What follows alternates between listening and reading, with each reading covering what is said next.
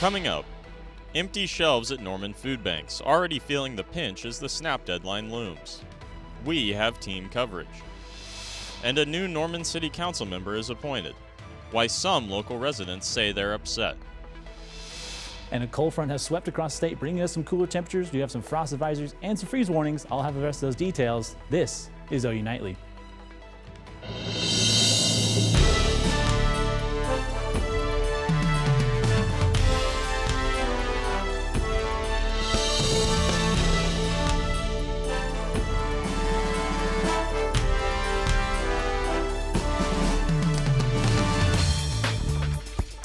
Funding for SNAP benefits set to end at the end of the week, leaving millions of Americans who depend on food assistance scared for what's next. Welcome back to OU Nightly. I'm Bryn Mead. And I'm Clay Webster. Local food banks are already feeling the impact. OU Nightly reporter Julia Roberts is live at Mission Norman, which is struggling to keep their shelves full. Julia? Bryn, Clay, it's quiet here now as the pantry closed at 2 p.m. But every day of the week, people have been coming here and looking for help with food assistance. The pantry even had to close 30 minutes early yesterday in efforts to save food for the rest of the week. The assistant director is saying that she's seeing more people come earlier than usual. 8 o'clock, and that's the earliest I've seen them. And some of them are just sit out and they'll just wait until the time. People are lining up hours before Mission Norman opens their doors. They're worried about how they're going to provide for themselves or their family. I've talked to several families. They have told me personally that their benefits were cut. They don't know how they're going to eat, so they came here early into several other pantries that we have in the city. Nearly 700,000 people in Oklahoma uses the Supplemental Nutrition Assistance Program, or SNAP. Due to my recent hardships and from losing employment a few weeks ago, and then also now there wasn't much notice that we would not be receiving SNAP, so I just don't have the funds. I'm not prepared for it. With SNAP benefits set to possibly end soon, people are scared, worrying about single parents and the elderly. A lot of the older population it's affecting, as well as the young population. It's affecting me. I'm a food stamp holder. I'm a single mother with kids. I look through everyone's eyes, even people like, I'm a single mother, but I know there's people out there that are just a single person living on their own or an elderly person. I have multiple elderly neighbors, and they're not prepared for this, and they can't even leave their homes to go to food banks. Katara says she's never seen the shelves this empty. Just shows you what's going on, how serious it really is, because these shelves were never this empty. There was a little girl and her mom standing outside the door, and it broke my heart.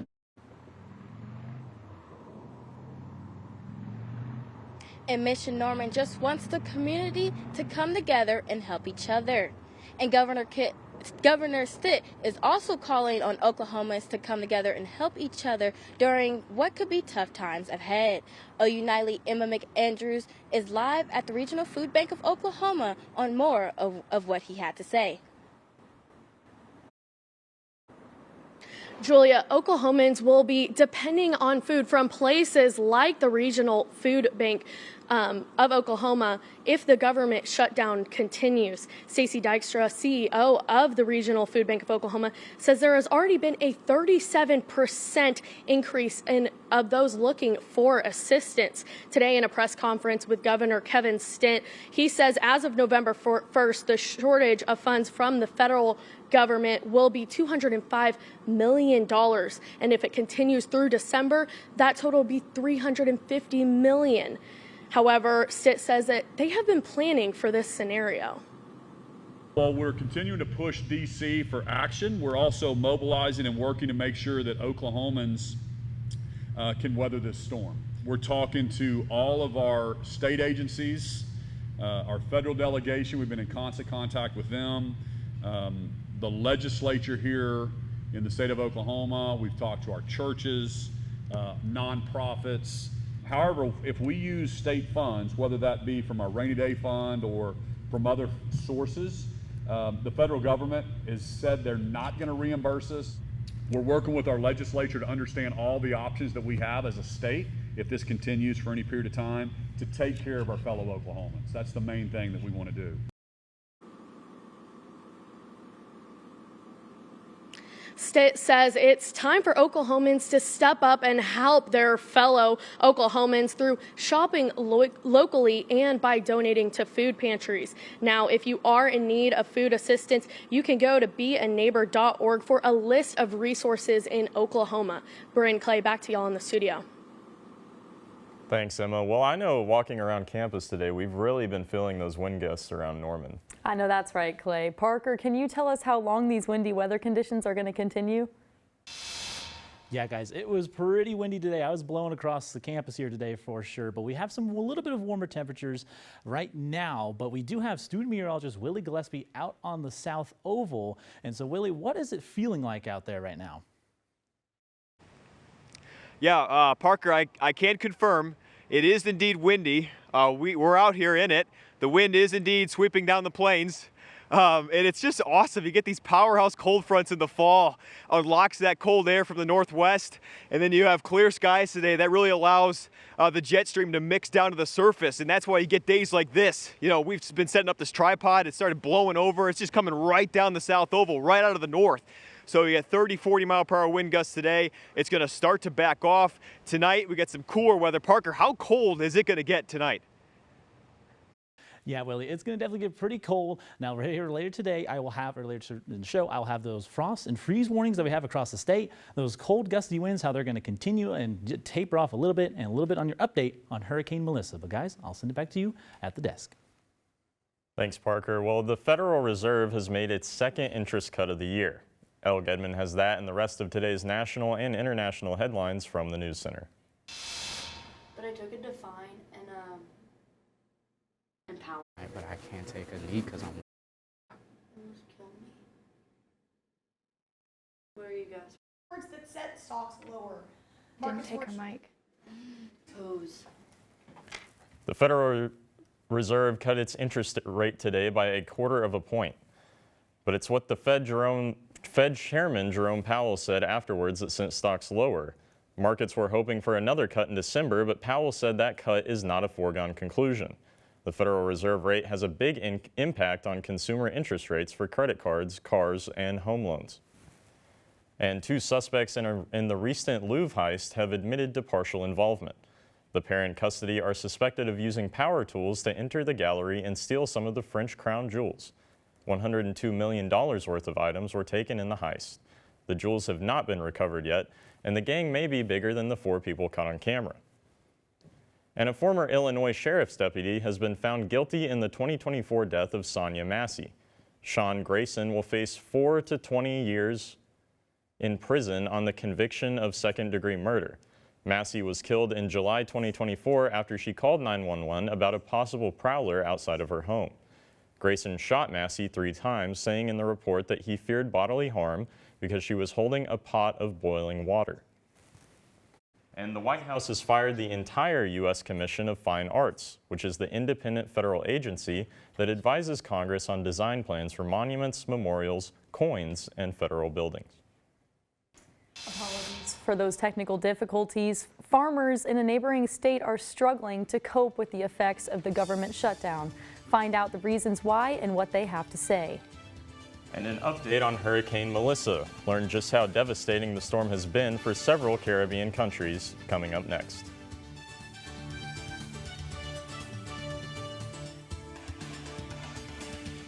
Mom was always organized, but she started forgetting to pay her bills on time. And she'd buy the same gifts over and over. Telling the girls about my Alzheimer's diagnosis was really hard. At first we had our cries, but then we were like, okay, let's make a plan. Early detection gave us time to adapt together. It's so important for you to think about what you can do and making the most of what you have. If you or your family are noticing changes, it could be Alzheimer's. Talk about seeing a doctor together. Hi, I'm Ryan Blaney, a third-generation race car driver. And we dedicate a lot of our time to going as fast as possible. But when my grandpa was diagnosed with Alzheimer's, it was a very unexpected bump in the road for us. It's important to notice if older family members are acting differently, experiencing problems with their memory, or having trouble with routine tasks. Early detection of Alzheimer's can give your family time to explore support services, make a plan for the future, and access available treatments. If you or your family are noticing changes, it could be Alzheimer's. Talk about seeing a doctor together. We said we'd never give in to a meltdown. Mariella. Never leave the house looking, well, and never let them out of our sight.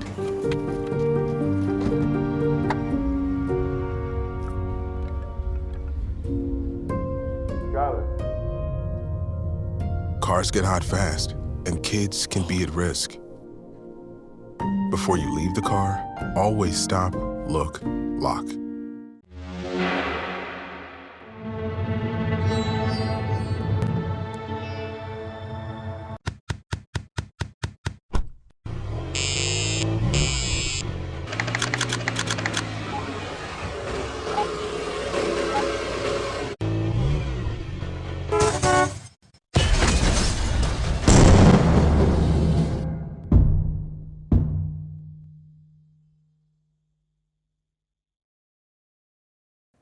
And with SNAP benefits suspending Saturday, shelters are worried about how it could affect family pets. Abigail Nickel has that and more in today's Earth Report. Abigail. Bryn, families could lose access to food assistance starting Saturday as a result of the federal government shutdown. And it's not just people who could feel the impact. Those economic difficulties do take an effect on pet ownership and whether or not people are able to give proper care and to their pets and whether or not they have to give them up. Shelter leaders say the loss of SNAP benefits could lead to more pets being surrendered as families make difficult choices. 29 days into the shutdown, farmers are feeling the effect. In Arkansas, a family-run farm called Helms Dairy says it's hard to keep up. Rising cost of everything, it just interest rates, parts, labor, just all snowballed. Helms says if farmers across the state face bankruptcy, it could signal the end of more family farms, not just in Arkansas, but across the country. Jamaica, Cuba, and now Haiti are feeling the effects of Hurricane Melissa. As of this afternoon, Melissa's death toll is about 30 people across the three countries. Melissa hit Jamaica as a Category 5 before weakening to a Category 3 in Cuba. Although not in direct path, Haiti has been affected as well. Our OU Nightly weather team is continuing to track this hurricane. More on that later. Bryn, Clay. Well, following a shakeup in the Norman City Council, a new council member has been sworn in. OU Nightly's Jack Hancock introduces us to the new official. Robert Bruce, I declare you duly sworn and seated as council member for Ward 3 of the City of Norman. An empty seat, now filled. Robert Bruce sworn in as the Norman Ward 3 City Council member. Council approved Bruce's nomination 7-1, but not everyone at the council meeting applauded Bruce's appointment. Opponents wanted an election to fill the vacant seat. I don't think that the process worked correctly. I don't think it worked at all, and I think I would prefer, as an active member of Ward 3, to leave that seat open. The Ward 3 seat has been vacant for over a month following the resignation of Councilwoman Bree Montoya. Bruce, a retired Air Force commander, will now serve the remainder of her term, and he has said that he will run for the position in February. I spent 40 years of my life in service at the federal level. It was hard to walk away from that, retiring out as I retired as a military officer and then retired out as a civilian. Now, he's ready to serve at the local level. I'm very grateful to have the opportunity to serve again. Opponents of Bruce's appointment vow they'll be watching him closely. And if we don't like him, we'll put him out. Just let him try. Reporting from City Hall, Jack Hancock, OU Nightly. Thanks, Jack. For continued coverage of the Norman City Council, you can follow at OU Nightly on Facebook, Instagram, and YouTube. Yes, and tonight, bring your family and friends along for an annual tradition hosted by OU Greek Life. And most definitely do not forget to bring your costume. Details coming up.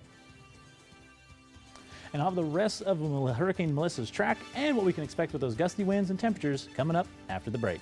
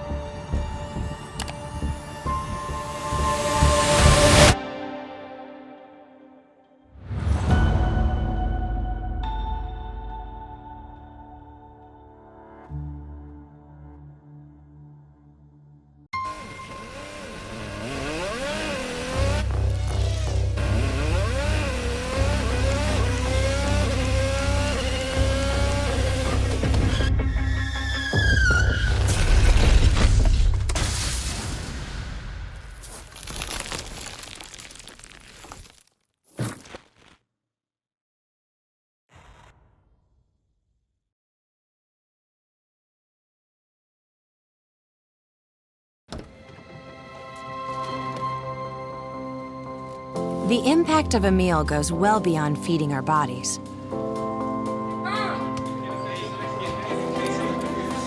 Because when people are fed, futures are nourished.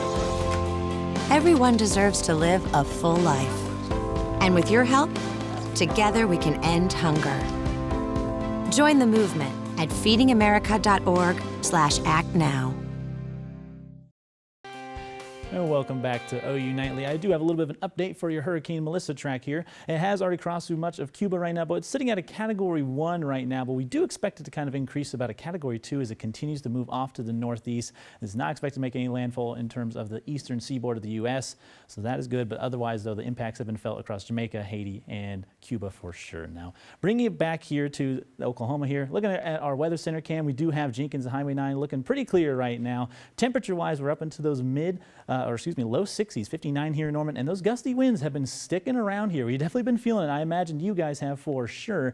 And looking across the state, those gusts have come down a little bit, but they're still pretty gusty. We're up into the low 30s here in Norman, and that's going to kind of continue but taper off. So let me kind of show you how this is going to kind of play out. Tonight, of course, we're going to see those wind gusts up into those mid-20s, but as we kind of head into your tonight and into your tomorrow morning, we'll see those gusts kind of now back up into the teens rather, and then those will kind of continue around for much of your Thursday, and those will begin to slowly really taper off as we head into your Friday. So not expecting a lot of gusty winds. Thank goodness I've been blown across campus, that's for sure, but otherwise keep that in mind. Now, despite that, though, we do have a frost advisory here in Norman until about 8 in the morning, and then we do have some freeze warnings out across much of the western part of the state. And so let me go and show you why that's kind of happening. Right now, our upper airstream, we have this big trough that's been kind of digging in across much of the southeast, and that's been bringing in those northerly winds, those cooler temperatures, so we've been feeling it, that's for sure. But the upper airstream is going to kind of start to get a little more stagnant, and it's going to prevent us from being as cold, but we're still be a little bit cooler, that's for sure. We're going to see those temperatures up into the low 60s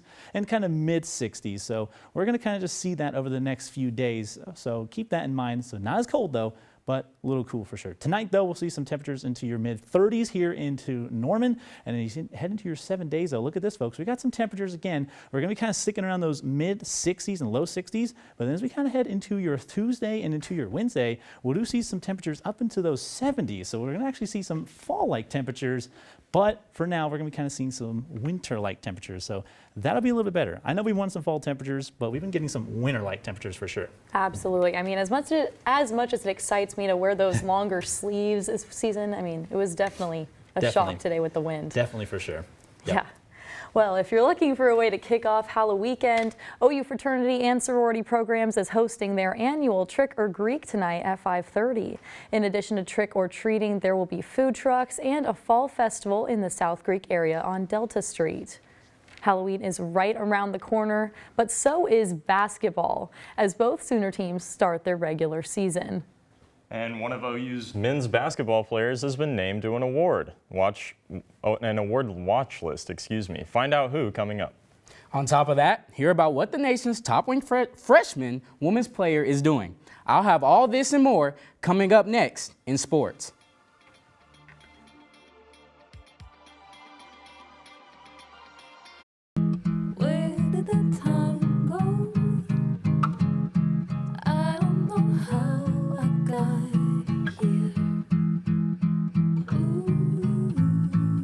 You've done the hard part. You quit smoking. Now do the easy part and get scanned for lung cancer. If you smoked, you may still be at risk, but early detection could save your life. Talk to your doctor and learn more at savedbythescan.org. All right, look at you taking the stairs. Who are you? We're your lungs. We are proud of you for quitting smoking, but you still may be at risk for lung cancer. A routine cancer scan can detect it early when it's more curable. Good to know. Well, I gotta go somewhere. So do we. Listen to your lungs. Get a routine screening that could save your life. Talk to your doctor and learn more at savedbythescan.org. Food isn't just fuel to live, it's fuel to grow. My family relied on public assistance to help provide meals for us. These meals fueled my involvement in theater and the arts as a child, which fostered my love for acting. The Feeding America network of food banks helps millions of people put food on the table. When people are fed, futures are nourished. Join the movement to end hunger, and together we can open endless possibilities for people to thrive. Visit feedingamerica.org/actnow.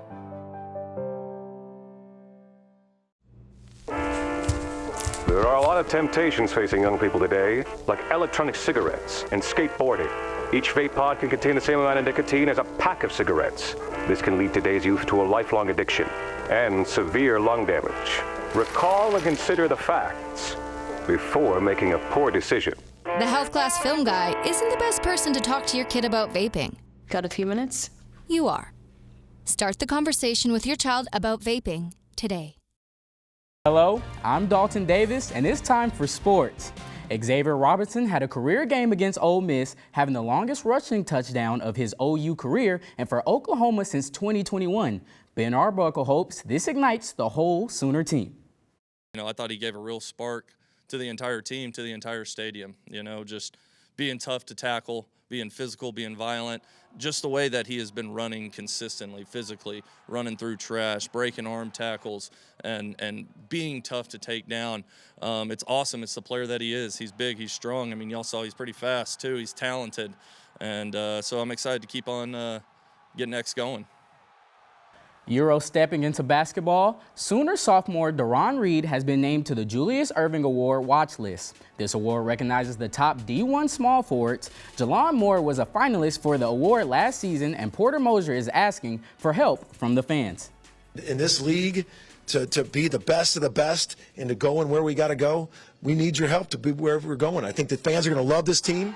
I think they're going to see how hard they work, how together they are, and we've got to sell out that arena night in and night out. I like our blend. I like how we've come together so far, but we're definitely ready to get going and start playing some different competition where it matters. The 6th-ranked OU women's basketball team take the floor for the first time this season as the Sooners host Oklahoma Christian tonight at 6. This is their highest preseason ranking since 2009, and Jenny Baranchek is ready to see the nation's top-ranked freshman Aaliyah Chavez in action. I've seen people that really like the game and really love the game. She loves the game. Like, she really every day it's a performance for her. And even on the not good days, if she doesn't shoot the ball well or if she turned it over or something like that, she still finds a way to see really good things in other people. The Oklahoma City Thunder beat the Sacramento Kings on Tuesday. OKC is now 5-0 on the season and are the Kings in the West. The Sacramento Kings had the lead late into the 4th, and the Thunder went on a roll. Just look at this clip coming up.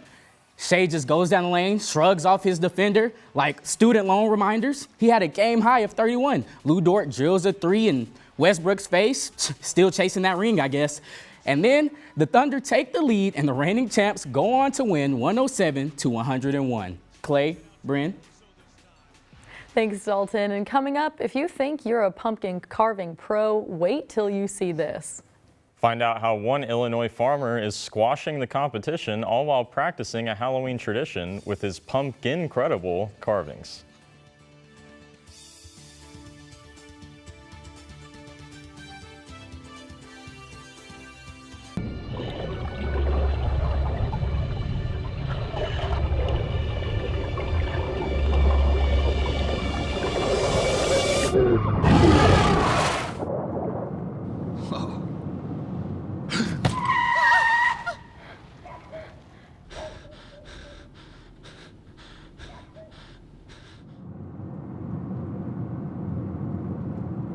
Eyes forward. Don't drive distracted.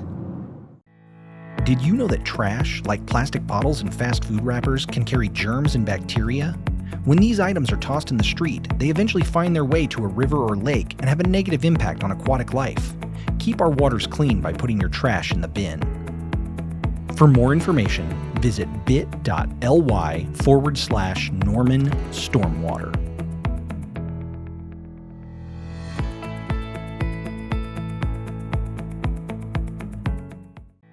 Did you know that items like paint, cleaning solutions, pesticides, solvents, and other chemicals are considered household hazardous waste?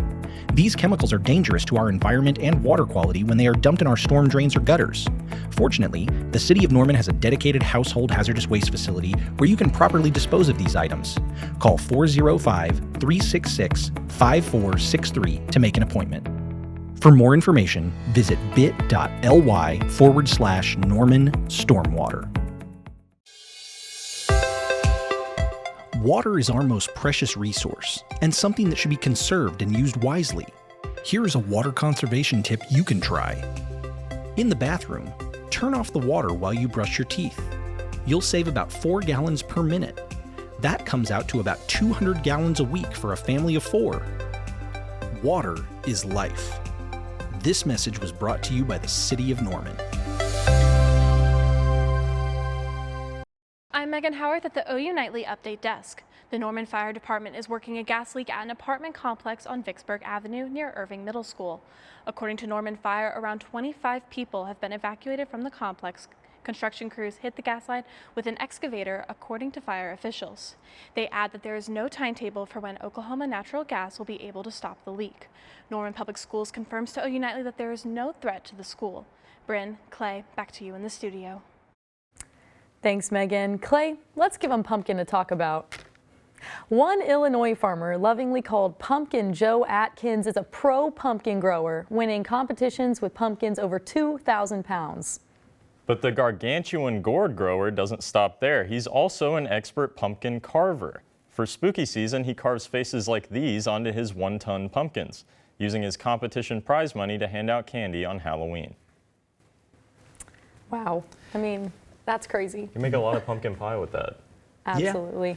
Oh yeah, no, I'm pretty pumped up for Halloween, but not too pumped up for these colder temperatures that we've been seeing and these wind gusts. We've been definitely seeing some wind gusts up into the mid 30s here, but those are going to taper off, and we're going to see some lows tonight down into the low and mid 30s, especially kind of across the western portions of the state. But then for your Halloween, you got some cooler temperatures, but we're going to start to see some warm up for your next week. So that'll be something a little bit more fall-like for sure. Absolutely. Yeah. Well, thank you for watching OU Nightly. I'm Bryn Mead. And I'm Clay Webster. Be sure to watch OU Nightly live weekdays at 4:30. Good night.